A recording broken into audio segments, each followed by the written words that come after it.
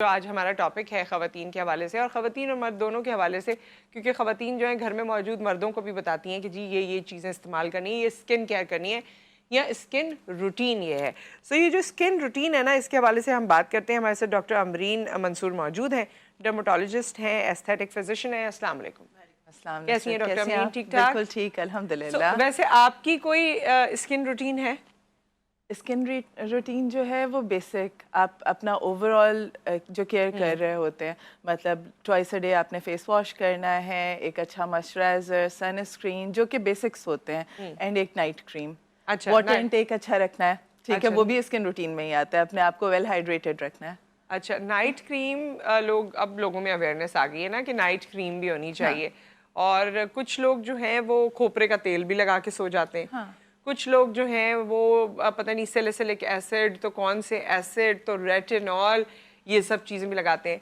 What is the best night routine या night cream? अच्छा देखें, जो बहुत सारी चीज़ें अभी हम बात भी कर रहे थे कि ओवर द काउंटर मिलना शुरू हो हाँ। गई हैं। आप फेसबुक खोलें, आप डिफरेंट सोशल मीडियाज़ खोलें, एंड ऐड चलता है, एंड आपने उसमें से 4 चीज़ें परचेज़ कर ली, एंड देन तो हर जो स्किन केयर रूटीन होता है वो हर स्किन टाइप के लिए नहीं होता। अगर ऑयली स्किन है उसका अलग होगा, ड्राई स्किन है उसका अलग होगा, ठीक है। अब अगर किसी की बहुत ज़्यादा ड्राई स्किन है और वो सैलिसिलिक एसिड लगा रहे हैं तो वो बेहतर नहीं करेगा, वो डैमेज करेगा। अब इसी तरह से आप मॉइस्चराइजर्स लगा रहे हैं, मॉइस्चराइजर्स, हर मॉइस्चराइजर हर स्किन, जैसे हमने ड्राई स्किन की बात की कि वो सैलिसिलिक एसिड नहीं लगाएंगे, इसी तरह से ऑयली स्किन वाले अगर ऐसे मॉइस्चराइजर्स लगाएंगे जो कि ऑयल बेस्ड मॉइस्चराइजर्स हैं तो वो उनकी स्किन के ऊपर एक्नी करा देंगे। तो अपना जो नाइट टाइम रूटीन है वो अपनी स्किन टाइप के हिसाब से आपने करना है। खोपरे का तेल भी इसी तरह से, अगर किसी की ऑयली स्किन है, ठीक है, तो वो इस तरह के इमोलियंस या इस तरह के ऑयल्स जो है वो ना लगाएं तो बेटर है। हाँ, जिनकी ड्राई है वो उनको फ़ायदा हो सकता है। जो नॉर्मल टोटका है वो बुरा नहीं है, लेकिन उसमें भी आपने अक्लमंदी से करना है। ये नहीं करना कि हर कोई जो है हर चीज़ को फॉलो करना चाहिए और ब्लाइंडली फॉलो करना शुरू कर दे। अक्सर हमारे पास क्या होता है, जो पेशेंट्स आते हैं वो शुरू में जब प्रॉब्लम स्टार्ट होती है तो वो घर पर टोटके करना शुरू कर दिया। 4 लोगों ने बता दिया, अच्छा तुम ये कर लो, ये कर लो, एंड देन किसी ने कोई क्रीम बता दिया, किसी ने कोई फेस वॉश बता दिया। शुरू में जब वर्स हो जाती है कंडीशन, फिर वो डर्मेटोलॉजिस्ट के पास जाते हैं, तो उस वक्त तक फिर आपके स्कार्स आना शुरू हो चुके होते हैं। डॉक्टर अमरीन, हमारे जो बड़े हैं घरों में, हमारे ग्रैंड पेरेंट्स हैं या पेरेंट्स हैं, वो बहुत उम्रें हो जाने के बावजूद भी उनके चेहरों पर रिंकल्स उस तरह नहीं आए, उतनी लाइंस नहीं आई, उतने रिंकल्स नहीं आए कि जिस तरह आज हमें लगता है। तो और वो लगाते भी सिर्फ मॉइस्चराइज़र ही थे, ओवर द काउंटर कोई भी क्रीम ले ली, कोई भी चीज़ ले ली, वो लगाते थे। तेल का इस्तेमाल ज़्यादा से ज़्यादा हो जाता था, ऐसी कोई नाइट डे क्रीम और ऐसी रूटीन तो थी नहीं। तो उनकी स्किन बेहतर थी है और थी हमसे, तो उसकी क्या रीज़न है? उनकी डाइट? ऑब्वियसली हमारा पूरा जो लाइफस्टाइल है ना वो इसमें आता है। अब पहले हम स्ट्रेस में इतना नहीं होते थे, अब आप देखें बच्चा स्ट्रेस में है, सब ठीक है। स्ट्रेस में, और स्ट्रेस हमारी बॉडी में ना 2 तरह के, अगर हम हार्मोन्स की बात करें, एक हैप्पी हार्मोन्स होते हैं और एक स्ट्रेस हार्मोन्स होते हैं। कॉर्टिसोल्स है, एड्रेनलिन है, ये स्ट्रेस हार्मोन्स, और एक हैप्पी हार्मोन्स होते हैं जो कि एंडोर्फिन्स हैं, सेरोटोनिन है, हमारे हैप्पी हार्मोन्स हैं, ठीक है। स्ट्रेस हार्मोन्स आपके एजिंग के प्रोसेस को स्पीड अप कर देते हैं, आपके रिंकल्स जल्दी आना शुरू हो जाते हैं, आपकी स्किन इरिटेबिलिटी की तरफ चली जाती है, इरिटेशन होना शुरू हो जाती है, rashes, acne, stress induced acne, अगर आप सर्च करें तो आपको सबसे पहले आएगा स्ट्रेस इंड्यूस्ड एक्नी। फिर स्ट्रेस में ही आप स्किन के साथ, पिंपल्स के साथ छेड़छाड़ करना शुरू कर देते हैं। तो वो सारे जो डैमेजेस हो रहे होते हैं वो इसमें। फिर हमारा ओवरऑल एक फास्ट लाइफस्टाइल है, हम सुबह जल्दी जल्दी निकलेंगे, नाश्ता किए बगैर निकल जाएंगे, पहले ये वाली चीज़ नहीं थी, ठीक है। हम सबसे जो इम्पोर्टेंट, अक्सर पेशेंट्स आ रही होती हैं और एक क्वेश्चन पूछती हूँ, नाश्ता, हार्मोनल इम्बैलेंस के साथ जो आती हैं, एक क्वेश्चन फर्स्ट पूछती हूँ, नाश्ता क्या करते हो? 95% उनमें से ब्रेकफास्ट नहीं करती, या कर रही होंगी तो वो चाय एंड बिस्किट ले लिया, एंड देन इस तरह से ले लिया, पापे ले लिया चाय के साथ, ये कर लिया, वो यही वो चीज़ हो रही होती है। तो इट्स नॉट प्रॉपर। आपने, अगर आप प्रोटीन नहीं ले रहे हो अपने ब्रेकफास्ट में, तो बहुत जुल्म कर रहे हो। एक्चुअली इसकी रीज़न ये भी है डॉक्टर अमरीन, वही बात है आपकी कि अगर जल्दी सोते और इतना टाइम होता तो सुबह भूख लगती। एग्जैक्टली अब रात को अगर 11-12 बजे खाना खाया है और फौरन सो गए हैं और सुबह 7 बजे उठे तो भूख नहीं लगती ना। वो ऐसी ब्लोटिंग फील होती है, तो उस वक्त चाय पापे ही समझ आते हैं लोगों को। ये है, ये एक्चुअली दिस इज साइकिल जो पूरा खराब हुआ है। साइकिल आप अपना पूरा खराब कर रहे हैं ना, आप अपना जो है बॉडी का सर्काडियन रिदम जब आप डिस्टर्ब कर रहे हैं, आप अपनी सारी डाइट को, तो फिर एजिंग का प्रोसेस जल्दी आ रहा है। यही रीज़न है कि आपकी स्किन के ऊपर डिफरेंट स्किन एलर्जीज भी होना शुरू होती हैं, आपकी इम्यूनिटी कम होना शुरू हो जाती है। इम्यूनिटी कम होना शुरू होती है तो आपकी बॉडी इन्फेक्शंस भी जल्दी पकड़ती है। ठीक है, ब्रेकफास्ट का डायरेक्ट ताल्लुक़ है इन सारी चीज़ों से, आपके हार्मोनल इम्बैलेंसेस से भी, आपकी इम्यूनिटी से भी, तो वो तो सबसे इम्पोर्टेंट हो गया। फिर आ गया उसमें आप ये बता भी रही थी कि प्रोटीन होना चाहिए, जैसे अंडे वगैरह, अंडे ले लें, डेयरी प्रोडक्ट्स आप लें, आप कबाब ले सकते हैं, अगर आपको किसी ने स्किप करना है आप दालें ले सकते हैं, जो है लोबिया ले सकते हैं। ये सारी जो प्रोटीन डाइट है वो आप अपने उसमें शामिल रखें तो बहुत हद तक हेल्प होती है। वाटर इनटेक अपना, हम लोग अक्सर होता है कि पानी, आप पेशेंट से पूछते हैं पानी कितना पी रहे हैं, नहीं हम एनफ पी रहे हैं। होता है क्या, उसमें से 7 कप जो है वो चाय के पी रहे होते हैं, 2 ग्लास पानी पी रहे होते हैं और वो समझ रहे होते हैं कि उससे जो है हमारा पूरा 8 ग्लास पूरे हो गए, 8 ग्लास पूरे हो गए। तो ऐसा नहीं है, एटलीस्ट आपने 12 ग्लास पानी जो है वो दिन का पीना है। और उसमें चाय डायूरेटिक है, वो और डिहाइड्रेशन कॉज करती है, चाय एंड कॉफी। अच्छा, ठीक है, तो वो अच्छा, वैसे भी आपको कॉफी वगैरह पीने के बाद प्यास भी महसूस होती है। एग्जैक्टली, बिकॉज वो आपकी बॉडी से वाटर जो है वो निकाल रही है। ठीक है, यूरिन ज़्यादा बना रही है। तो आप दिन के अगर 3 ग्लास पानी पी रहे हैं और उसके बाद आप चाय ज़्यादा पी रहे हैं, तो वो एक तो पानी कम पिया, दूसरा आपने साथ में डायूरेटिक ले लिया, तो वो और ज़्यादा डिहाइड्रेटेड स्किन होना शुरू हो जाती है। इसमें मैं एक और चीज़ पूछना चाहती हूँ आपसे। वैसे चाय कॉफ़ी जो दूध के साथ चीनी के साथ लेते हैं वो तो एक अलग वो है, जो ब्लैक कॉफ़ी लेते हैं आजकल, उसको लोग ये भी कहते हैं कि इसका फ़ायदा भी है क्योंकि ये एंटीऑक्सीडेंट है। एंटीऑक्सीडेंट भी है, मेटाबॉलिज्म बूस्ट करता है। तो उसका फ़ायदा है, जैसे आप वो ले रहे हैं वंस इन अ डे और ट्वाइस इन अ डे, तो once in a day is okay ना। लेकिन मैं वही बात हो रही है कि किसी चीज़ को अपनी लिमिट से ज़्यादा करना। अगर आप ब्लैक कॉफ़ी ले रहे हैं, दिन में चलें 2 दफ़ा ले रहे हैं, लेकिन आप वाटर इनटेक नहीं रख रहे हैं, तो फिर वो चीज़ ठीक नहीं है। वो आपको मज़ीद डैमेज में डालेगा। लेकिन हाँ, आप एक चीज़ अच्छी कर रहे हैं और एक चीज़ बहुत ही बुरी कर रहे हैं, तो फिर वो उसको बैलेंस नहीं कर रहे हैं ना। तो आप पहले ब्लैक कॉफ़ी आपका मेटाबॉलिज्म भी बूस्ट करती है, तो आप लें, लेकिन वाटर इनटेक अपना अच्छा रखें। कॉलर हमारे साथ हैं। अस्सलाम वालेकुम फौजिया, अस्सलाम वालेकुम। वालेकुम अस्सलाम। जी फौजिया, क्या सवाल है? जी मेरा ये सवाल है कि मेरी 38 इयर्स है, तो मैं अपनी बहनों वगैरह से ना बड़ी उम्र में लगती हूँ, तो मेरे चेहरे पे यानी कि हल्की सी आंखों के नीचे यानी कि सर्कल है और लाइंस जो होती है वो है, तो जिसकी वजह से मुझे थोड़ी सी प्रॉब्लम होती है, क्योंकि मैं नाइट क्रीम वगैरह कोई यूज नहीं करती, लेकिन मेरी जो डाइट वगैरह वो सही है, यानी कि पानी में मैं सही पीती हूँ। उसके बावजूद मेरी जल्द है, तो कोई ऐसे सोने का रूटीन सही है आपका? जल्दी सोती हैं रात में? पे यूज कर सकूं।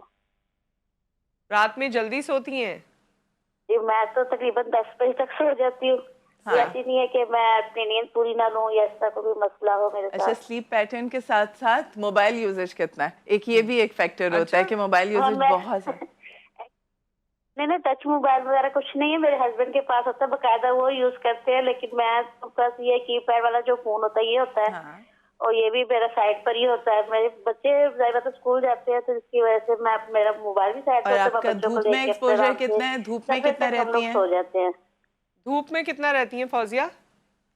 धूप में नहीं जाते हैं, क्योंकि अपने कमरे के लिहाज से अपने रूम्स वगैरह रह जाते हैं, क्योंकि हाउस वाइफ हूँ, इतना टाइम नहीं होता कि धूप में जाए या बाहर निकले। और तो क्या कहते हैं, मास्क वगैरह यूज करते, यानी कि अबाया पहन के जाते, निकाब किया और चले गए। ठीक है, ठीक है, ठीक है। ऑन एयर हम इस पे बात कर लेंगे। एक ब्रेक यहाँ पर आ गया है, ब्रेक के बाद वापस आते हैं, तो फिर फौजिया आपका जवाब देते हैं और मजीद बात भी करते हैं। अगर और कोई सवाल है तो आप कर सकते हैं आफ्टर द ब्रेक।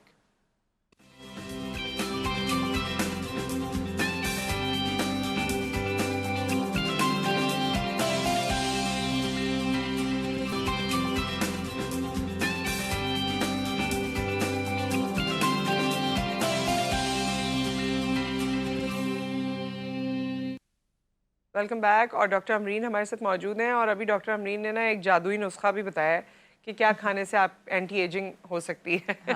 वो अभी बताएंगी, लेकिन पहले फौजिया का जवाब उनको भी यही है कि एजिंग, चेहरे पे एज नजर आ रही है, से सबसे पहले आ रही है। तो अब कुछ जैसे हम अभी बात कर रहे थे कि कुछ का तो जेनेटिक होता है ना, कि जेनेटिक उनका मेकअप इस तरह का होता है कि हाँ उनकी एजिंग तेज़ हो रही होती है। फिर डिफरेंट फैक्टर्स होते हैं इसमें, जो हमने पहले बात की स्ट्रेस है, कुछ लोगों के स्ट्रेस इतना ज़्यादा होता है कि उनकी एजिंग जल्दी आना शुरू हो जाती है।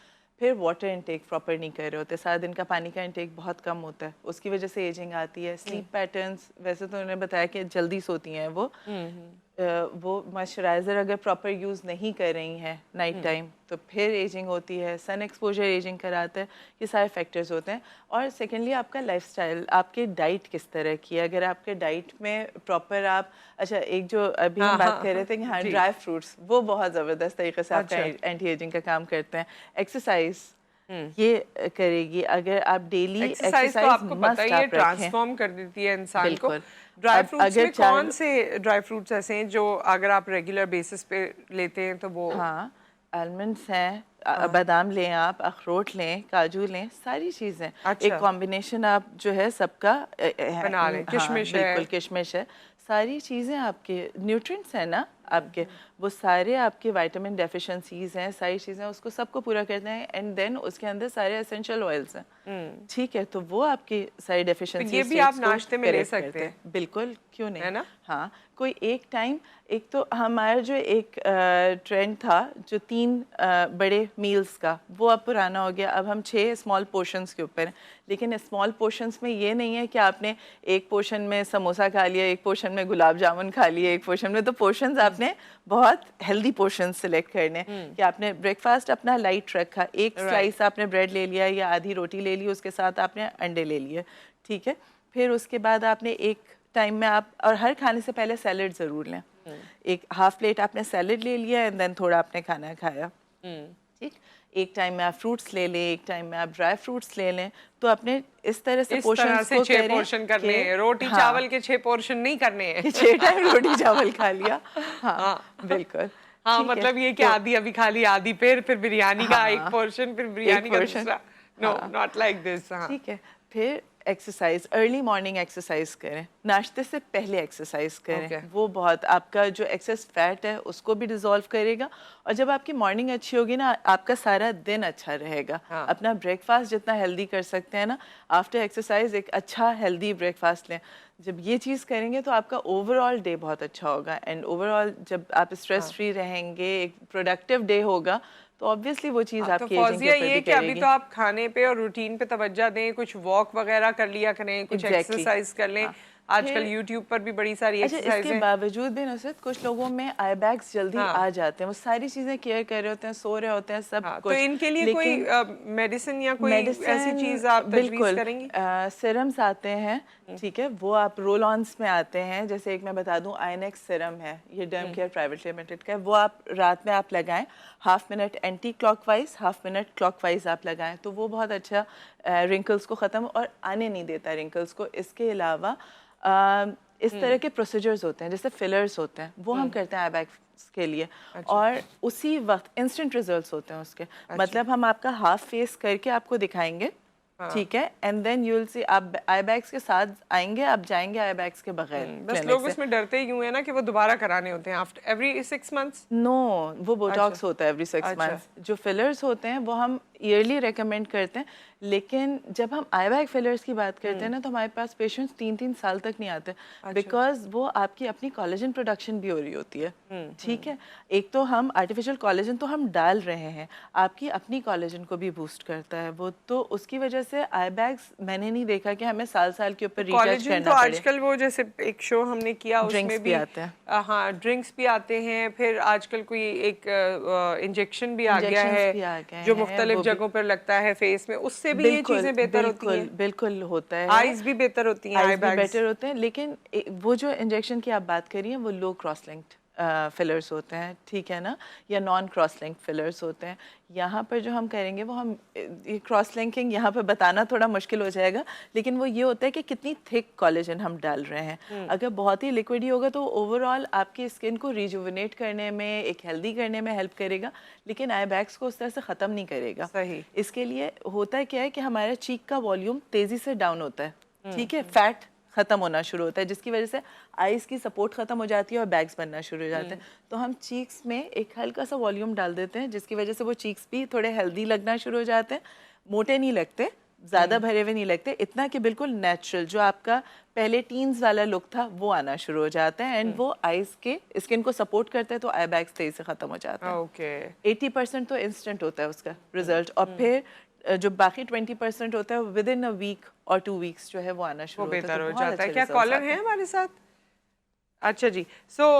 ये तो तमाम चीज़ें आपने बताई और बड़ी अच्छी बताई। तो ये फिलर्स और ये प्रोसीजर्स के लिए तो फिर फौजिया को आना पड़ेगा। वो हाँ, उससे पहले जो केयर बताई है वो एटलीस्ट वो स्टार्ट करनी है। कर दे। जो सीरम बताया वो अगर करना शुरू करें तो बहुत हद तक आई की स्किन का टेक्सचर इंप्रूव होना शुरू हो जाएगा। वो टेक्सचर इंप्रूव होगा तो ऑटोमेटिकली कुछ हद तक हेल्प हो जाएगी। लेकिन ये चीज़ें जो है ये आने से रोकती हैं। वंस आ गया तो फिर आपको प्रोसीजर्स की फिर ज़रूरत चाहिए पड़ होती जाती है है। आपको। इसीलिए अर्ली जो मेजर्स ले लेना तो वो वर्स होने से ज़्यादा बेटर होता है। बिल्कुल। सो विद दैट बहुत बहुत शुक्रिया डॉक्टर अमरीन आपका, आपकी तशरीफ़ आवरी का, और बहुत अच्छा रहा। Thank you. तो आप लोग जो है काजू बादाम पिस्ते जो कुछ भी है ये सब सब खाइए, खाएं, सब बिल्कुल। खाएं और अपना ख्याल रखें। एक ब्रेक यहाँ पर आ गया, ब्रेक के बाद वापस आते हैं तो एक और डायनेमिक मेहमान से आपकी मुलाकात करवाएंगे।